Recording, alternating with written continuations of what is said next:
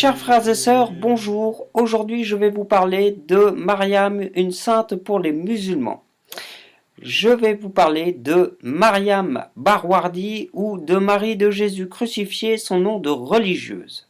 Mariam Barwardi est née le 5 janvier 1846 à Abelin, un petit village de Galilée situé à une vingtaine de kilomètres de Nazareth. Elle va perdre ses parents à l'âge de 3 ans. Mariam a un petit frère Boulos, ils vont être séparés et ne se reverront plus. Elle est recueillie par son oncle paternel et son petit frère par une tante maternelle. À l'âge de 8 ans, elle fait sa première communion, puis elle va partir s'installer à Alexandrie avec son oncle et le reste de sa famille. Venons-en au fait. En 1858, c'est le martyr. Mariam a alors 12 ans et depuis quelques années, elle est à Alexandrie quand elle apprend que son oncle veut la marier. Mais elle, décidée à se donner tout entière au Seigneur, va refuser ce mariage. Menaces, humiliations et mauvais traitements ne peuvent entamer sa résolution. Au bout de 3 mois de cette situation épouvantable, elle va alors trouver un serviteur de la maison pour tenter de transmettre une lettre à son frère resté en Galilée. En entendant le récit de ses souffrances, le serviteur qui est alors musulman va l'exhorter à quitter les chrétiens pour embrasser sa religion. Mariam va refuser. En colère, l'homme tire alors son cimeterre et lui tranche la gorge, puis va l'abandonner dans une ruelle sombre. Nous sommes alors le 8 septembre 1858, c'est alors que le surnaturel fait irruption dans sa vie. Elle va raconter plus tard qu'elle est vraiment morte à ce moment-là et qu'il lui a semblé rentrer au paradis, voir la Vierge, les saints et ses parents ainsi que la glorieuse Trinité. Mais son temps n'étant pas encore venu, elle se réveille dans une grotte auprès d'une jeune femme qui ressemble à une religieuse habillée en bleu. Durant 4 semaines, celle-ci va la soigner, la nourrir et l'instruire.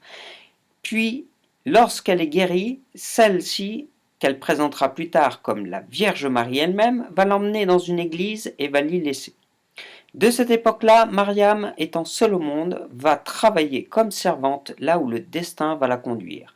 Alexandrie, Jérusalem, Beyrouth, auprès des familles les plus pauvres. Elle aboutit à Marseille où à 19 ans, elle va rentrer comme novice chez les sœurs de Saint-Joseph de l'Apparition. Elle ne sait ni lire ni écrire et ne parle pas bien le français.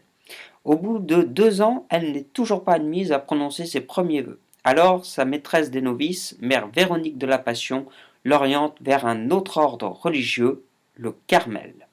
Elle va rentrer au Carmel de Pau comme sœur converse et y recevoir alors le nom de Marie de Jésus crucifié.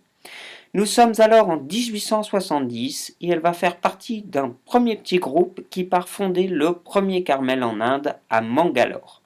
Elle y prononce alors ses vœux perpétuels le 21 novembre 1871. Nous sommes en 1875, après une vision, elle va permettre à la congrégation des prêtres du Sacré-Cœur de Jésus de Bétharam de voir ses constitutions agréées 12 ans après la mort de leur fondateur. La même année, elle va faire partie du groupe de 10 carmélites dirigés toujours par Mère Véronique de la Passion, qui, quittant Pau, part fonder un nouveau Carmel à Bethléem, en Terre Sainte. Elle va s'occuper particulièrement des travaux de construction de ce nouveau couvent, étant la seule à parler l'arabe. Elle va fonder aussi celui de Nazareth et meurt le 26 août 1878 dans sa 33e année suite à une chute et une fracture du bras qui va entraîner chez elle une gangrène. Elle est proclamée bienheureuse par Saint Jean-Paul II en 1983 et sainte par le pape François le 17 mai 2015. Grâce mystique et charisme. Mariam va recevoir de nombreux dons mystiques et dont des proches vont être des témoins. Extase, lévitation à plus de 20 mètres au-dessus du sol, stigmate de la passion de Jésus, don de prophétie, don d'ubiquité, transverbération du cœur, apparition et vision de nombreux saints, don de poésie. D'ailleurs, dans une de ces visions, elle va contribuer à l'identification du lieu saint d'Emmaüs. Mariam est perçue comme humble, obéissante et charitable. Elle considère d'ailleurs ses propres dons mystiques qui va susciter une incompréhension parmi ses contemporains comme étant des maladies. Chers frères et sœurs, la plus grande des grâces est quand même ce martyre de Mariam, puisqu'elle a renoncer à renier sa foi au Christ mort et ressuscité pour nous. À travers cette maltraitance qu'elle va subir de la part de son oncle et du reste de sa famille, pendant plus de 3 mois, et au final quand même par ce musulman qui de force veut qu'elle se convertisse à l'islam, mais refusant encore, celui-ci va lui quand même trancher la gorge.